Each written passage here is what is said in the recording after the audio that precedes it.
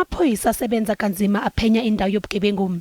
Amanembe egazi kanye neziqephezana esingumazisi wephoyisa kutholakala kule ndawo yesigameko. Kodwa amaphoyisa kanye neveni ebehamba ngalo bekungabonwa nangokhalo. Kube sekuqhutshekwa nophenyo, iveni ebishisiwe itholakale emva kwamahora. During the evening of 26 July 2021, the members who were attending to complaints in the precinct lost contact with their commander at the community service center. As the hours progressed with no contact, shift management then decided to go searching for the pair.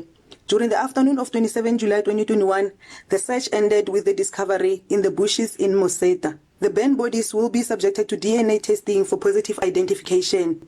The motive for the killing is part of the investigation. Izakhamuzi zize le ndawo incane ithuli isemakhaya bubhidlangile ubugebengu kule ndawo.